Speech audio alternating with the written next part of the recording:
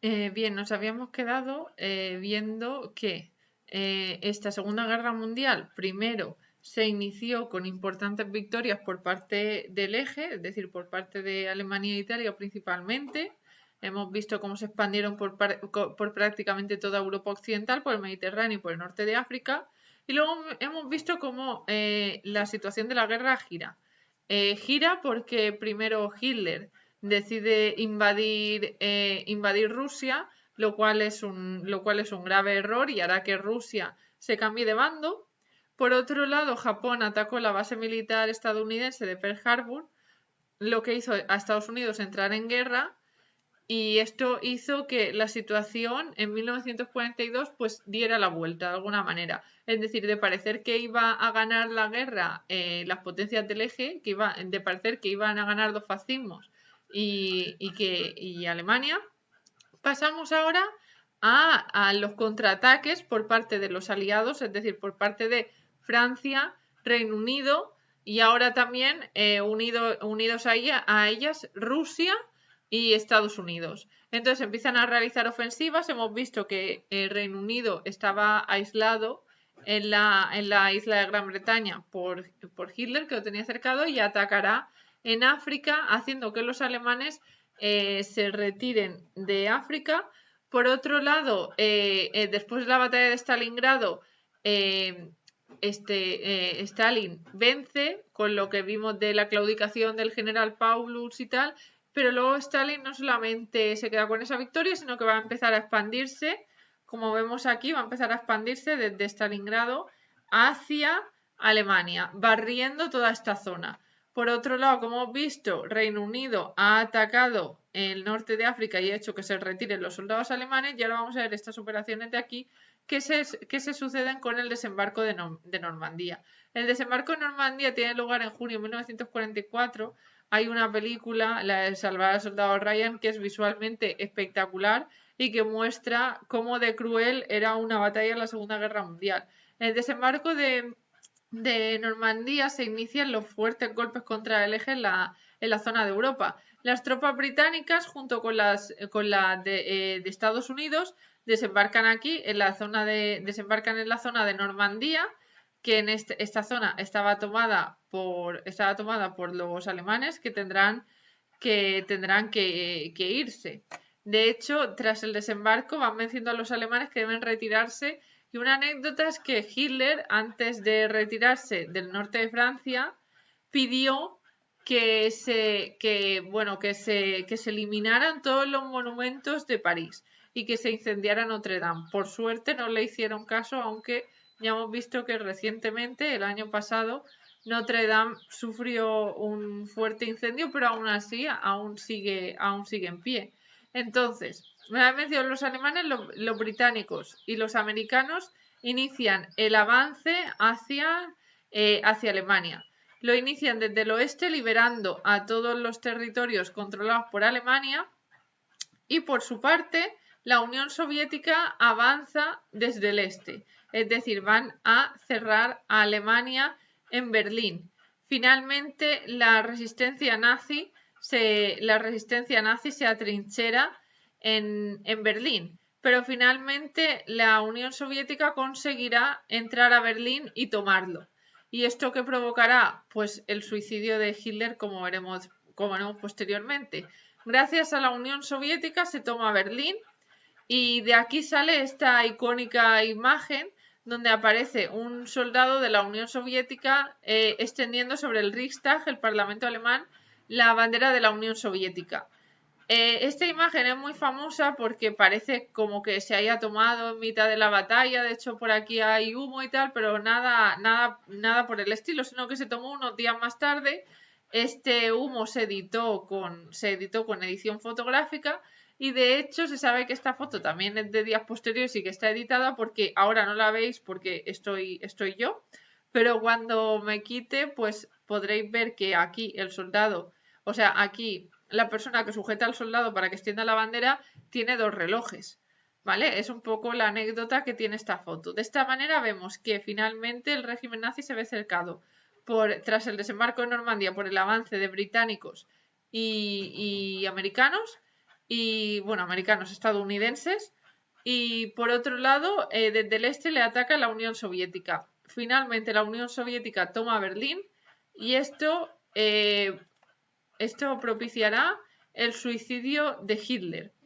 Ambos ejércitos, el ejército estadounidense y británico por un lado y por otro lado el ejército soviético, ocuparán toda la zona de Alemania y se encontrarán en el río Elba, una vez Alemania tomada. El día 30, es decir, en los momentos anteriores de la toma de Berlín, Hitler se suicida. Y el 8 de mayo, es decir, el día 30 de abril, Hitler se suicida y el 8 de mayo, una semana después, Alemania capitula y decide retirarse de la guerra.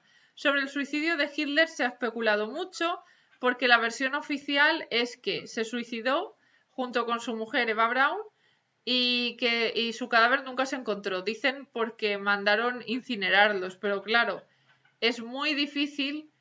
Tú puedes cremar un cadáver humano, pero incinerarlo, reducirlo a cenizas, se necesitan muchísimos grados de temperatura y horas, cosa que no era tan fácil que tuvieran al alcance los reductos del régimen nazi.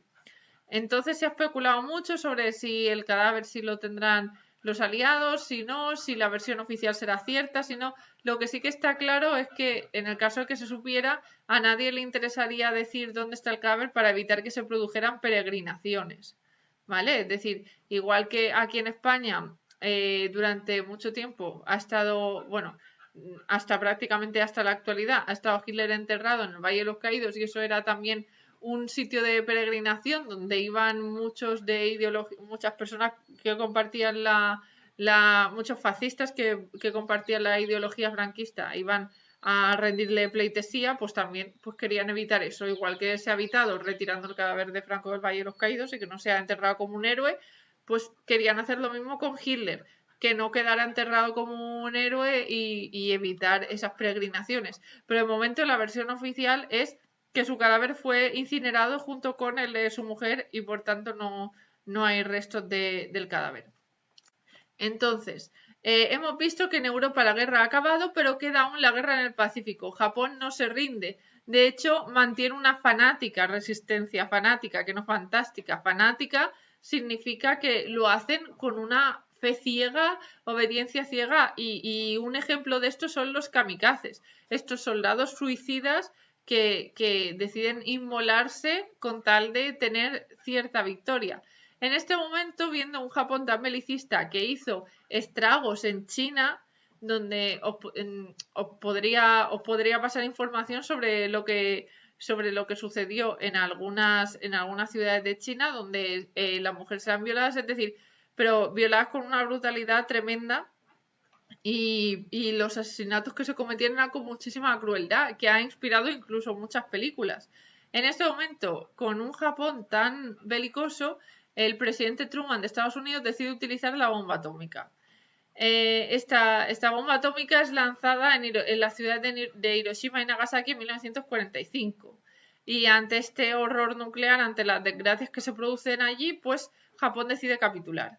Es muy icónico que si buscamos bombardeo de Hiroshima y Nagasaki, nos sale esta imagen de la bomba de humo, pero claro, o esta imagen de destrozos materiales, pero no nos hacen hacernos una idea de lo realmente, de los estragos que pudo causar en las vidas humanas de esta bomba atómica tirada contra la población civil.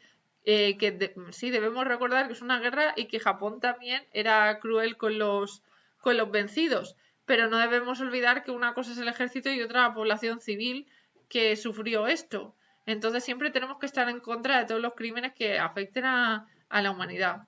Entonces, de esta manera, bueno, siempre se ve pues esto, un poco la nube de humo, los desastres materiales, pero aquí os he puesto un texto para que veáis un poco cómo se describe lo que allí sucede. Y luego os he puesto también para que podáis verlo algunas imágenes como esto, que parece que no es nada, pero esto realmente es la sombra de una persona que al explotar la bomba atómica, pues esta persona que estaba aquí sentada se desintegró, pero quedó su sombra por la luz que produce la bomba. Lo mismo, o sea, gente que quedó prácticamente desintegrada. Hay un anime también sobre esto, que también lo ilustra muy bien, y luego pues ya algunas imágenes ya pues más cruentas de lo que produjo la bomba de Hiroshima y Nagasaki. Por otro lado, esto también lo podéis ver un poco vosotros porque aquí hablo sobre todo, bueno, aquí sobre lo que sucede con los judíos. Lo que sucede con el pueblo judío, que ya vimos que empieza en una escalada de odio hacia el pueblo judío. Primero se boicotean sus comercios, luego con las leyes de Nuremberg se prohibieron los matrimonios mixtos, se les obliga en 1938 a llevar un distintivo y se produce la noche de los cristales rotos, donde se incendian sinagogas y se reducen a escombros los negocios judíos. Lo que sucede a partir de 1933 con la deportación a campos de trabajo y luego campos de exterminio, donde se les obligaba a trabajar como mano de obra esclava y donde también se hacían experimentos humanos, y luego al final, cuando se acerca al final de la Segunda Guerra Mundial, para tapar estos crímenes, intentarán matar a todos los judíos que hay allí y cremar sus cuerpos para que no sepan lo que se hizo allí, pero obviamente fracasaron en esto. En Polonia, lo que sucede con la población judía, que se les lleva a vivir en guetos, donde está el espectacular gueto de Varsovia, que se puede visitar, cómo era también la deportación de estos judíos a los campos de exterminio, y luego, por último, lo que sucede en la población final. Por un lado, lo que le dicen a la población que está pasando en los campos de trabajo, a la población civil le decían pues que los judíos iban allí a trabajar, pero que tenían también momentos de ocio y tal, es la propaganda que hacían, y luego lo que pasaba en la realidad. Y luego he puesto esta imagen bueno, estamos conmemorando su aniversario, en el que finalmente los antifascistas liberan el campo de Mauthausen y con ello liberan a los españoles que estaban encerrados en Mauthausen. Por ello, españoles antifascistas saludan a las fuerzas liberadoras y aparecen todos pues, con el saludo con el saludo del puño en alto, el saludo de la Internacional. Esto es algunas imágenes para que toméis conciencia un poco de... Claro, en Berlín está el monumento al Holocausto, pues claro, mucha gente se hace fotos así, pues ¿qué pasaría si nos hiciéramos la foto pues, sobre las víctimas del Holocausto, ¿no? Un poco para que toméis conciencia de que los monumentos están por algo. Ahora en esto de las redes sociales. Estas son también... Bueno, entramos ya en las consecuencias de la guerra, las pérdidas humanas. Esta es una de las imágenes de lo que hacían los japoneses, de lo que os estaba hablando antes. Imágenes de cuerpos tirados en el Holocausto, y luego también estas manos atadas de un soldado, que es también lo que se encontró en el bosque de Katyn cuando se destaparon los cadáveres. Es decir, que en este caso, en la Segunda Guerra Mundial, no se pierden solo las vidas en las batallas, sino que se pierden también vidas de la población civil. Por otro lado, los desplazados, existen muchos desplazados, que esto va a generar también conflictos como la guerra árabe-israelí. Los judíos, cuando son liberados, parten y como ven que no tienen un país y que a lo largo de la historia les han estado maltratando, deciden crear el propio Estado de Israel en una zona ya ocupada por Palestina, y esto ha generado la guerra árabe-israelí. Por otro lado, los movimientos étnicos en la zona de Yugoslavia, al crearse un Estado, como viven diversas etnias, pues empezarán a luchar por la independencia y generarán las guerras de Yugoslavia, que se extenderán hasta los años 90 y prácticamente los 2000. Las pérdidas económicas, se pierde muchísimo, se queda todo destrozado, y por tanto Europa necesita reconstruirse, y lo hará con el plan Marshall, y después esto generará el precedente para que se construya la CECA, que dará lugar posteriormente a la Unión Económica Europea. Y aquí lo he puesto para que lo veáis y un poco lo entendáis. Después, el impacto moral por las víctimas, los juicios de Nuremberg, que son juicios que se hacen a los nazis por sus atrocidades. Y por último, la última gran consecuencia es que vamos a pasar, como los países vencedores son tan antagónicos, vamos a pasar a que el bloque capitalista va a intentar atraerse para sí el máximo número de potencias, y la URSS va a hacer lo mismo. Entonces se va a generar la Guerra Fría, en la que se van a enfrentar Estados Unidos y la Unión Soviética, pero sin enfrentarse abiertamente.